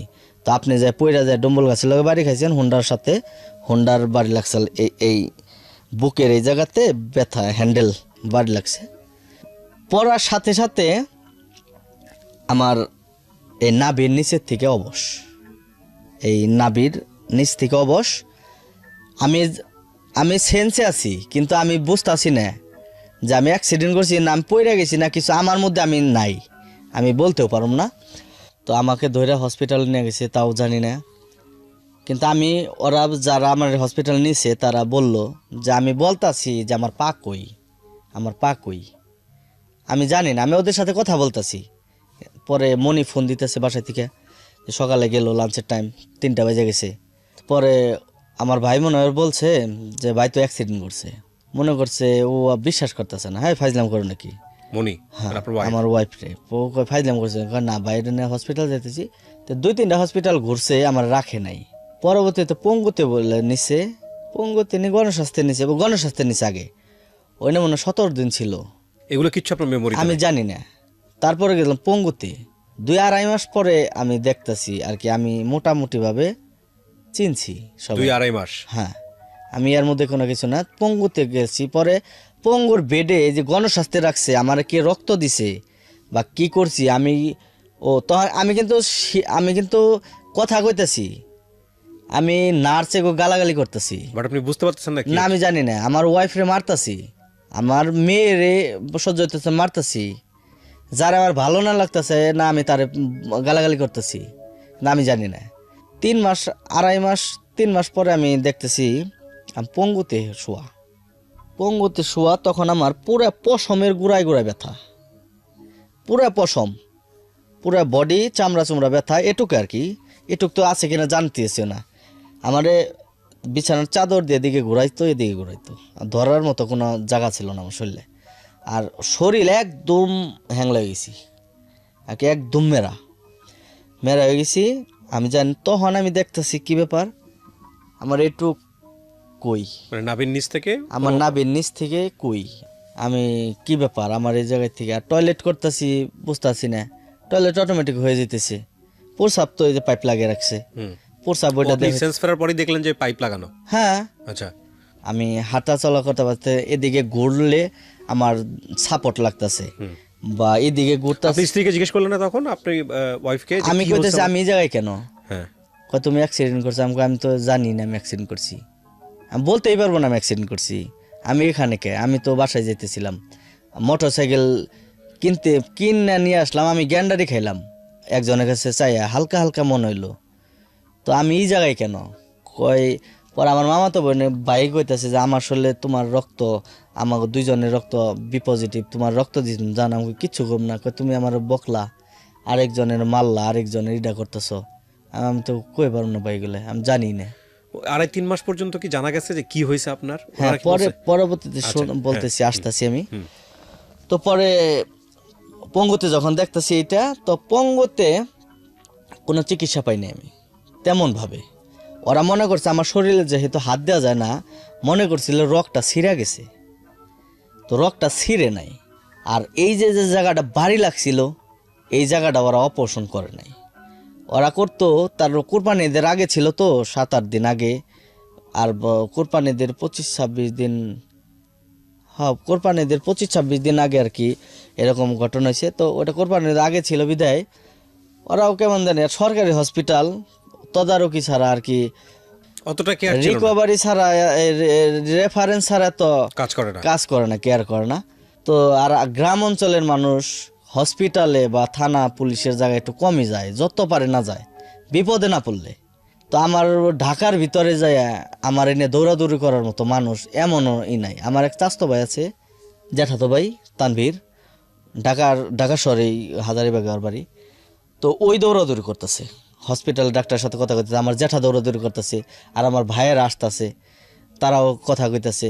অ্যান্ড ডাক্তারের অনুযায়ী এমআরআই করছে, লোকাল এমআরআই, ওইটার মধ্যে এই যে রক্তটা চাপ খেয়ে রয়েছে কি ছিঁড়া গেছে, ওটা অর্ধেক এমআরআই করছে। এনে আমি একটু জায়গাটা বুঝাই, এটা কি আপনারা একদম হিপের শেষের দিয়ে মাঝখানের জায়গাটা বলতেছেন আপনি? হ্যাঁ হ্যাঁ, মানে মেরুদণ্ডের একেবারে শেষ প্রান্ত, মেরুদণ্ডের শেষ রাস্তায়, টয়লেটের রাস্তার একটু পরে, মানে একদম হিপের, আমি যদি আপনাদেরকে বলি মেরুদণ্ডের একেবারে শেষ, আর হচ্ছে অ্যানাল সাইডের একটু উপরে, তার মানে মেরুদণ্ড থেকে 3টা কোটি উপরে।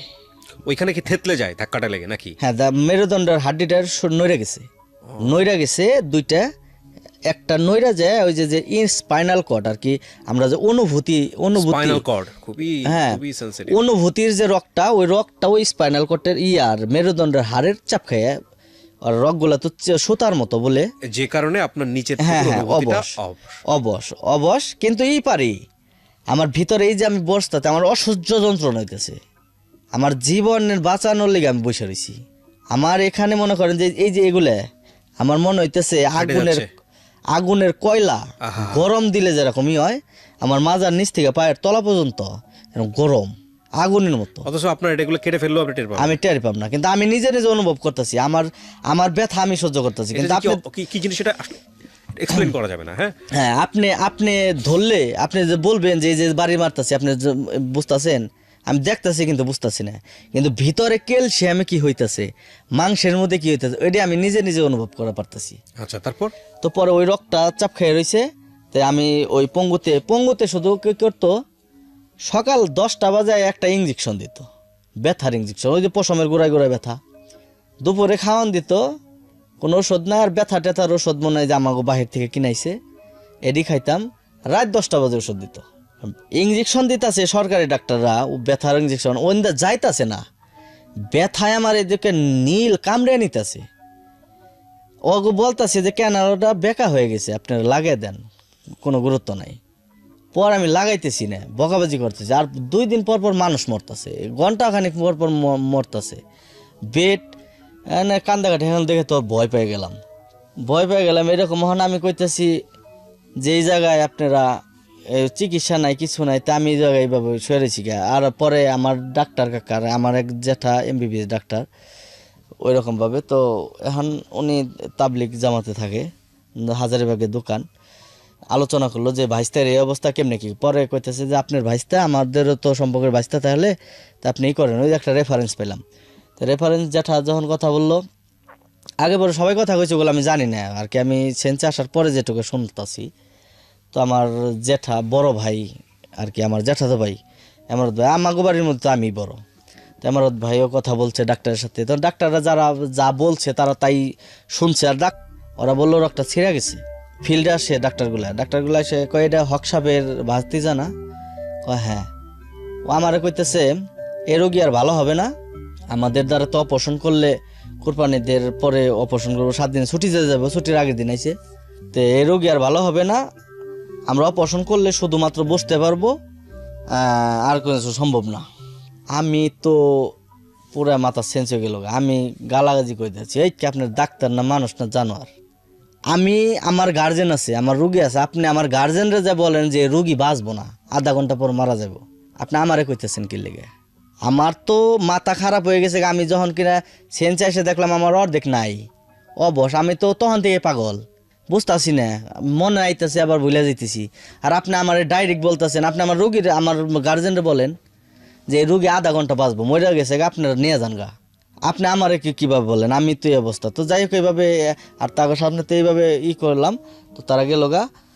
তো একজনে বেডে একজনে করলো, কয় যদি অপারেশন করেন তো সরকারিভাবে একটা দেন, দরখাস্ত দেন, হুইল চেয়ার দেবো তারা। তারা আবার সরকারি হসপিটালে আমাদের জানা মতে তেলে চিকিৎসা হ্যাঁ।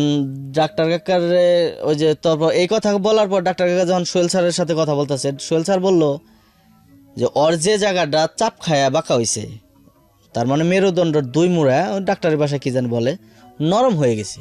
ও যদি বেড রেস্টে থাকে 3 মাস, তাহলে ওই জায়গাগুলো শক্ত হইলেও অটোমেটিক বয়ে পারবো। তাইলে আপনার এই জিনিসটা আর কাটাছিড়া করতে হইতেছে না। আর এখন যে সিস্টেমে আছে, ও হঠাৎ একদিন ভালো হয়ে যাব। আর কাটা ছড়া থাকলে ওই সম্ভাবনা ছিল না আর কি, হয়তো ওটা ভুল বললো আর কি, সান্ত্বনা দেওয়া যায়।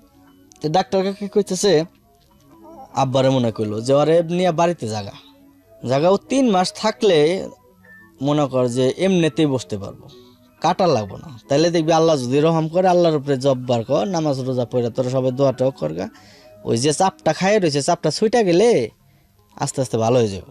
এরকম কিছু আর কি বুঝিয়ে দিল, ওগুলো আমি জানি না, শোনা কথা। তো এখনও এরকম। তো এই অবস্থায় বাসায় এসে বললাম, তো আমি তো ওইরকমভাবে বুঝতেছি না, প্রস্রাব পায়খানা সব কিছুই বিছানায়, তো এগুলা তো ওই অবস্থায় তো আমার আম্মা দেশে নেই, আমার ওয়াইফ সব কিছু করতেছে, প্রস্রাব করানো, গোসল করানো, যাবতীয় যা আছে নোংরা পরিষ্কার করা সব বিছানায় করতেছে। আর এই পর্যন্ত তো হসপিটালে যে ততদিন থাইকা এলাম 3-4 মাস, মেয়ে ও তো সবসময় আমার সাথেই, ওয়াইফ হসপিটালে টয়লেট প্রস্রাব সব কিছু পরিষ্কার করা ওই করতেছে, এই ওয়াইফ। হ্যাঁ ওয়াইফ। তো পরবর্তীতে মায়ের আর এত সহজে বলতাছে না যে আমার যে অ্যাক্সিডেন্ট করছি, কারণ মা পাগল হয়ে আয়ে পড়বো বা এরকম। তারপরেও ফোন দিছে, ফোন দেওয়ার পরে কিভাবে জানি জানাইছে, বা মামাই জানাইছে, কেউ কইতাছে না, বাড়িতে থেকে কইতাছে না। তো জানানোর পরে এমনভাবে কাগজপাতির সমস্যার কারণে আসতে পারতেছে না। তো এইভাবে করতে করতে আমি এই অবস্থায় মনে করেন যে বাড়িতে রইলাম, বাড়িতে এইভাবেই ওষুধ খাইতেছি, ট্রিটমেন্ট চলতেছে। এখন ওই জায়গায় থেকে যখন কিনা পঙ্গতি থেকে আইসা পড়মু, গেলাম হলো গিয়ে সিআরপি হসপিটালে সাভারে। সিআরপিতে গেলাম, মানে বেড পাইলাম না, তার মধ্যে আবার একটা এক্সরে করলো, এক্সরে রিপোর্ট সব আছে আমার কাছে।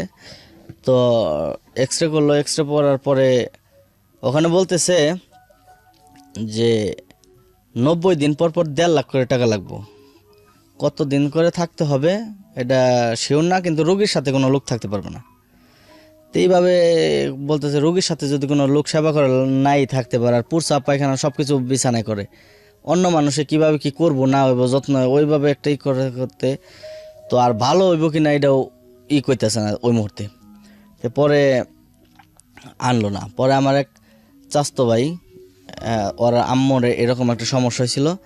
তো ওই আমাদের এলাকায় আছে কালামপুর ধামরাই থানায়, ওই এলাকায় কবিরাজ হাড় ভাঙ্গার আর কি। তো কইতেছে যে ওর যদি মেরুদণ্ড ভাঙ্গা থাকে তো ভালো একজন কবিরাজ আছে সেই জায়গায়। এখন আমি 3 মাস বিছানায় স্টিল এইভাবে শোয়া সোজা বুঝতে পারি না।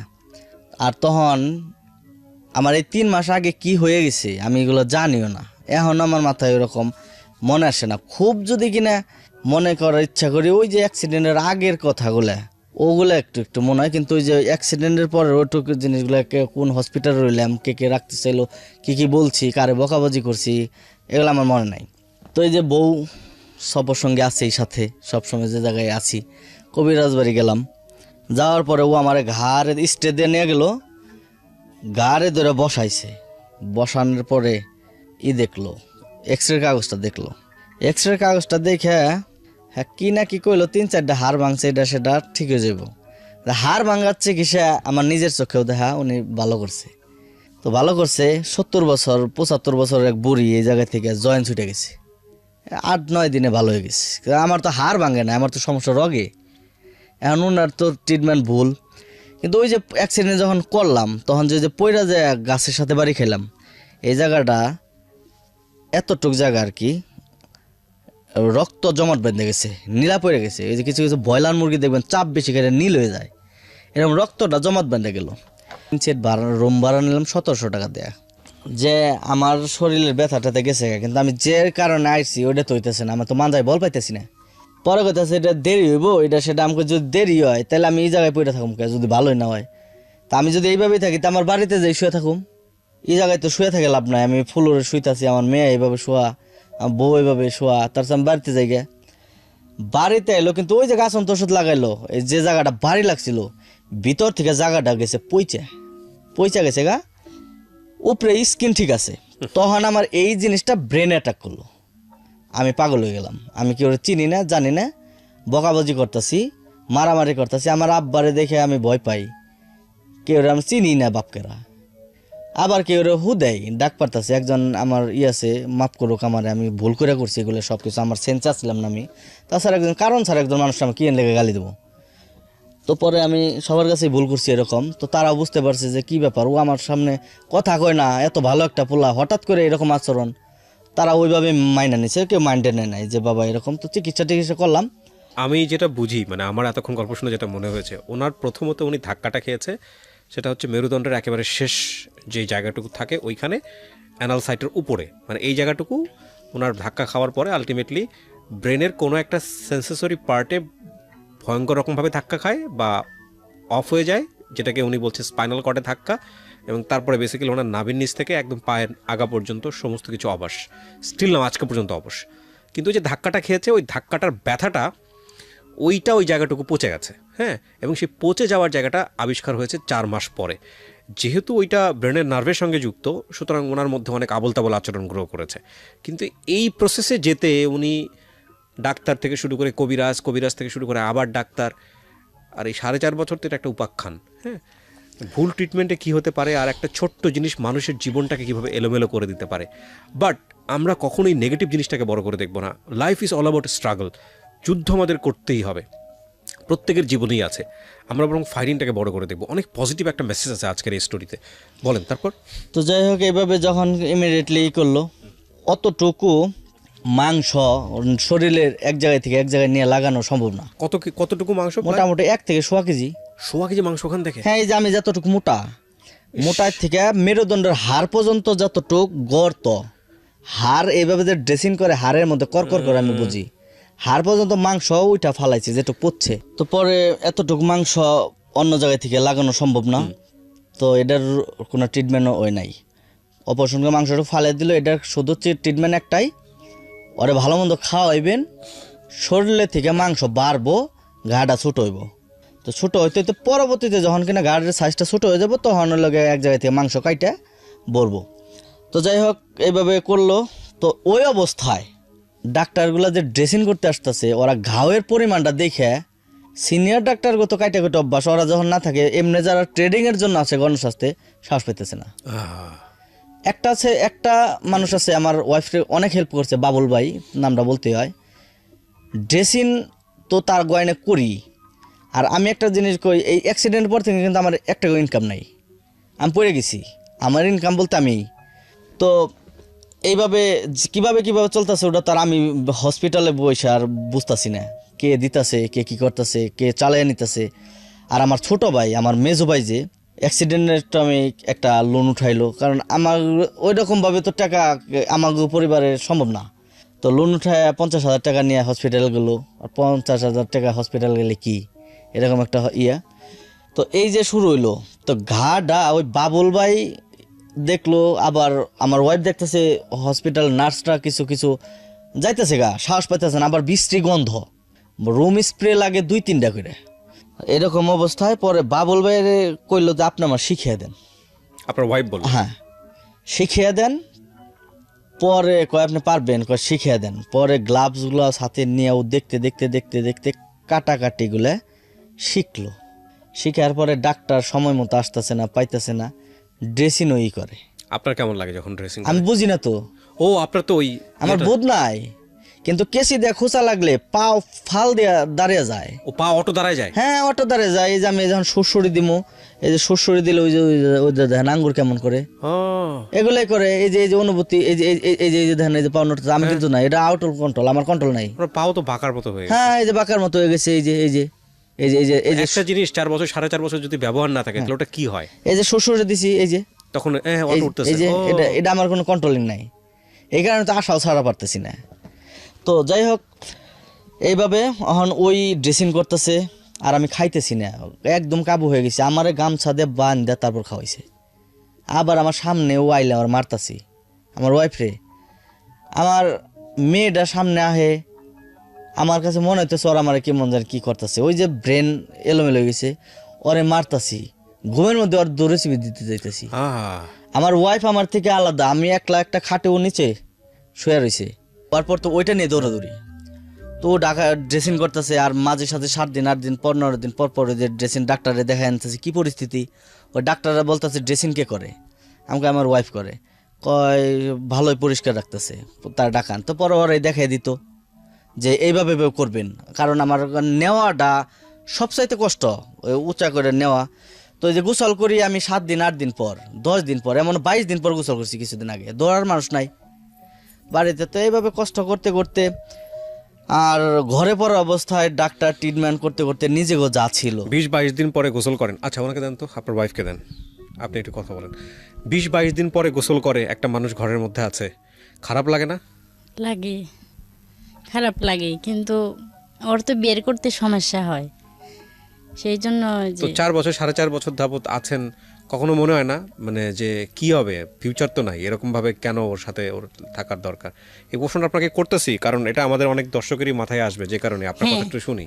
হ্যাঁ, ঠিক আছে, সবাই এই কথাই বলে, কিন্তু আমি ভালো সময় ছিলাম, এখন খারাপ সময় থাকবো না, এটা তো ঠিক না।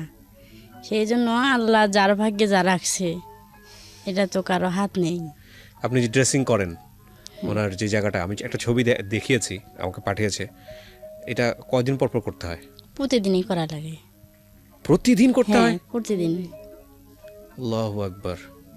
প্রতিদিন না করলে গন্ধ বের হয়ে যায়, যে ওখানে ইনফেকশন হয়ে যাবে, সেই জন্য প্রতিদিন করা লাগে। কি কি লাগে এটা করতে গেলে? প্রবিসব, সেলাইন, আবার গজ লাগে, আঠা লাগে, মেডিসিন মেডিসিন যা লাগে ড্রেসিং করতে আমরা সব নিজেরাই কিনে এই নিয়ে জায়গাটা আসি। হচ্ছে মেরুদণ্ডের একেবারে শেষ ভাগ আর অ্যানাল সাইটের একটু ওপরে, হ্যাঁ হ্যাঁ মানে আমি যদি বলি মলদ্বারের একটু ওপরে, একেবারে মাঝামাঝি জায়গাটা একেবারে গোল করা। আপনারা যদি ছবিতে দেখেন, এটা খুব শুধু বোঝানোর জন্য আপনাদেরকে দিয়েছি। এটা রেগুলার আপনাকে ক্লিন করতে হয়। হ্যাঁ হ্যাঁ রেগুলার করা লাগে। আপনি তো আগে জব করতেন গার্মেন্টসে, এখন জব করতে পারেন? না। এই জামাইয়ের এই অবস্থার জন্য চাকরি বাকরি ছেড়ে দিয়েছেন। হ্যাঁ। তো সংসার চলে কিভাবে? উনিও তো কোনো কাজকর্ম করে না, করতে পারে না। এই তো চলে। 55,000 টাকা থেকে 4 লাখ টাকা নামাইছে। আমি কই থেকে নেই তা না, আমার একটা ইঞ্জেকশনের দাম 2200 টাকা। 15টা ইঞ্জেকশন সেদিন দেওয়া হয়েছে শুধু জীবাণুমুক্ত করার লেগে 22,000 টাকা। আমার ঘর হলো মাটির। আমি কই স্যার আমার মাটির ঘর, বেচার মতো কিছু নাই, আমি ইঞ্জেকশন কিভাবে দেব? পরে সুব্রত স্যার নামের একজন, উনি বললো তাহলে আপাতত রাখেন, তো আপনি করেন, এটা আবার রিটার্ন ফারতে হইব, ভাইরা প্লাস্টিক সার্জারি দেবো। আর আপনার যে ব্যক্তিগত যে ছবি, মূল বিষয়টা হচ্ছে যে ওর সুস্থ দু পায়ে দাঁড়াবে, সে ট্রিটমেন্ট তো অনেক পরের বিষয়। ওর ঘাটা এমন হয়ে গেছে যে ওর ঘা ভালো করতে গিয়ে এখন ওর অবস্থা মানে একেবারে বেগতিক। হ্যাঁ, তো এই ঘা নিয়ে আর আমার ওই রগ নিয়ে আর ওই যে আপনার একটা ছবি দিছি আমি, হ্যাঁ এই ইউরিন পাসওয়ার্ড, হ্যাঁ ইউরান পাসওয়ার্ড, ওইটা এই প্লাস্টিক 4 বছর লাগাইতে প্লাস্টিক তো এমনি ধার, ওইটা হয়ে গেছে, কাইটা গেছে আর কি, ওইটা প্লাস্টিক সার্জারি করতে হবো। তো এরকম 2-3টা অপারেশন আছে, 2টা প্লাস্টিক সার্জারি। তো মোটামুটি ডাক্তারের কাছে এতদিন ধরে যে অভিজ্ঞতা হয়েছে, এতদিন ওইভাবে অ্যামাউন্টটা মোটামুটি মনে করেন যে পারতাছি না আমি কত লাগবে, এটা এখন শিওর দিতে পারতাছি না, কিন্তু তাগো টার্গেট এটা একটা বড় অ্যামাউন্টই লাগবে যেটা হ্যাঁ। মনে হচ্ছে কথা শুনে। কিন্তু তাগো টার্গেট অনুযায়ী মোটামুটি 6-7 লাখ লাগবো। কিন্তু এখানে একটা আমার বিষয় খেয়াল রাখবেন। জি বলেন। আমার মূলত বিষয়টা খরচটা আরো বেশি যায় কি কারণে, আমি তো নড়তে তুলতে পারি না। ঢাকার ভিতরে একটা ডাক্তার যদি আমি 1000 টাকা ভিজিটে লাগাই, আমার এলাকায় থেকে আসতে 4000 টাকা গাড়ি ভাড়া। চলে যায়। ওনাকে নিয়ে আসতে গেলে এটা, উনি এখানে এসছেন সুদের উপর টাকা ধার করে। উনি হ্যাঁ, আমাকে তো mail এরকম করেছেন। অনেক পর্যায়ে হয়েছে। তারপরে যে ওই যে আপনার বললাম যে আমার মেয়ের এইভাবে করে আমি টাকাটাই করছি, তো আমার এক বড় ভাইয়ের বলছি সমস্যা নেই, নো প্রবলেম, আমি করুন, ওই যে 2000 টাকা আরেকজন 1000 টাকা করে এভাবে আর কি, যে কোনো আপনারা ব্যবস্থা খুব করে। সহজেই অনুমেয় যে পরিবারের একটা উপার্জনক্ষম ব্যক্তি যদি 4.5 বছর এভাবে বিছানায় পড়ে থাকে, তাহলে ওই পরিবারটার অবস্থাটা কি দাঁড়ায়। এক, আপনি এটা অনুমান করে নেন। 2 নম্বর হচ্ছে ওনার একটা ছোট্ট মেয়ে আছে, হ্যাঁ, এই মেয়েটার একটা ভবিষ্যৎ আছে। 2, 3 নম্বর হচ্ছে যে যেই ভদ্রমহিলাকে উনি বিয়ে করছেন, দেখতে পাচ্ছেন ওনার বয়স, এবং কত বছরের সংসার ভাই? আমার 9 বছর 9 বছরের সংসারের মধ্যে 4.5 বছর 5 বছর শুধু বিছানায় এই ভদ্রলোক। 5 বছরের হচ্ছে হলো সংসার। বিয়েটা কেমন ছিল সেটা তো বলেছেই। আমি আসলে গল্পের এই পর্যায়ে এসে আমি একটা সম্ভাবনার জায়গাটা ওপেন করতে চাই আপনাদের সবার জন্যই। ওরা আমাদের কাছে এসছে, আমরা চেষ্টাটুকু করব ওদের জন্য, নিশ্চয়ই করব, যেটা আমাদের অনুষ্ঠানের ধারাবাহিক ব্যাপারে আমরা করি। কারণ এখানে একটা মানুষকে হেল্প করা মানে হচ্ছে একটা পরিবারকে দাঁড় করিয়ে দেয়া, ওর মেয়ের ভবিষ্যৎটা দাঁড় করিয়ে দেয়া, ওর সংসারটাকে ঠিক করে দেয়া। আমরা শুধু হেল্প করব, বাকিটুকু হচ্ছে আল্লাহর উপর ছেড়ে দিব। ওর ব্যাপারে আমার প্রাথমিক পর্যায়ে যতটুকু ইনভেস্টিগেট করা দরকার, ওনার এলাকার চেয়ারম্যানের সাথে কথাবার্তা বলা, প্রত্যয়ন করা, বিভিন্ন জায়গাগুলোতে প্রাথমিক পর্যায়ে আমরা যেসব ইনভেস্টিগেট করা, সেগুলো আমরা করেছি। আজকে ওনার লোকাল অ্যাড্রেস, উনি যেখানে থাকেন, ওনার প্রপার বাড়ির ঠিকানা সহ সব কিছু ওপেন করে দিচ্ছি, প্লাস ওনার ফোন নাম্বার সহ যতগুলো নাম্বার উনি দিবেন, ব্যাঙ্ক অ্যাকাউন্ট সহ। আপনারা যদি ফার্দার কোয়ারি করতে চান, আমি বলছি না যে আমার কোয়ারি সব কিছু, ফার্দার কোয়ারিতে আরও অ্যাডভান্স লেভেলে আপনারা যদি কোয়ারি করতে চান, আপনারা ওর বাসায় যাবেন, আপনারা ওর সাথে দেখা করবেন, সেই সুযোগটুকু থাকবে। ভাই আমি কি ঠিক বলেছি? হ্যাঁ হ্যাঁ ঠিক ঠিক, So, অল টাইম এই সুযোগটাও থাকবে। আপনারা যান, দরকার হলে ওনাকে দেখেন যে উনি আসলেই বিপদগ্রস্ত কিনা, ওনার আসলেই হেল্পটা দরকার কিনা, আপনারা ওনাকে হেল্প করেন। আর এই মানুষটাকে হেল্প করলে এই পরিবারটা তার দাঁড়িয়ে যাবে। এটা যে কত বড় একটা ইনভেস্ট, কত বড় একটা সওয়াবের কাজ, এটা আসলে নতুন করে বলার কিছু নাই। আমি ওনার ডিটেলগুলো দেওয়ার আগে আমি ওনার ওয়াইফকে একটা কোশ্চেন করতে চাই, তারপর আমি অনুষ্ঠানটা শেষ করবো ডিটেলটা দিয়ে। আপনি ওনার ওয়াইফকে দেন। তার আগে না, আপনার সাথে একটু কথা বলি, যেহেতু মা এখানে বসে আছেন। আপনি কিছু বলতে চান আমাদের এই দর্শক যারা দেখবে, লাখ লাখ মানুষ দেশের বাইরে থেকে, দেশ থেকে? একটু নেন, মাইক্রোফোনটা কাছে নেন। না, দেখতে চাই আমি আপনাকে সহযোগী আমি চাইতে পাই যেন আমার ছেলেটা যেন ভালো হয়, আমার অন্যের সহজ আমি ছেলের চিকিৎসা করতে পারি টাকার বিনিময়ে। আমার যা আছে সব আমি বিগড়াইছি, এখন আমার সমর্থ নাই এই ছেলের আমি ভালো করার জন্য, একটা চেষ্টা বড় ধরনের যাওয়ার লিগে।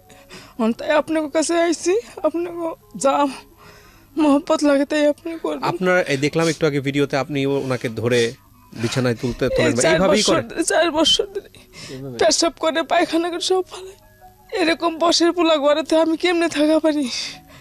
আমার ওর দেখলে আমার মন ঠিক থাকে না। আপনি দোয়া করেন, আপনার দোয়াই সবচেয়ে আমার বড় কিছু। দোয়াই এই পর্যন্ত আছে বাবা। আপনি দোয়া করলে আল্লাহ কবুল করবে, এর চেয়ে বড় কিছু নাই, মায়ের দোয়ার উপর কোনো কিছু নাই। আর আপনার ছেলে ভালো হয়ে যাবে ইনশাল্লাহ, আমরা আছি তো সবাই মিলে। আপনাকে দোয়া, আল্লাহর দোয়া। জি জি, আপনি দেন আপনার হ্যাঁ বউকে দেন। আপনি বলছিলেন যে আপনার মা এবং বউয়ের মধ্যে খুব ভালো সম্পর্ক, বন্ধুর মতো সম্পর্ক। আপনাকে একটা প্রশ্ন দিয়ে শেষ করি, কি নাম ওনার? মনি। মনি।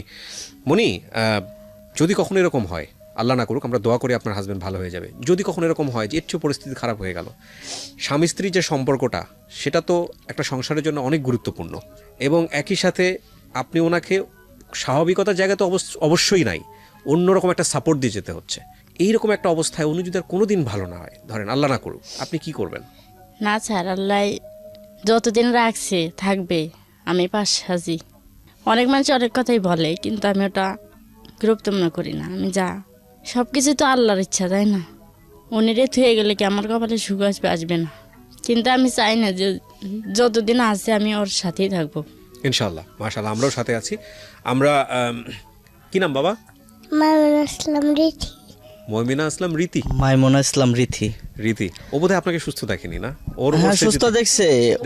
ওর কষ্টটাই বেশি।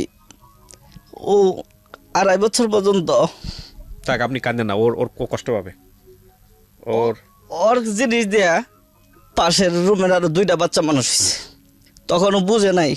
ও এখন বুঝে। ওর ওর ওর নিয়ে আমি টিভি দেখি না, টিভি দেখলে একটা কাপড় চোপড় পছন্দ হলে কয় আব্বু তুমি আমার মার্কেটে নিয়ে যাবে।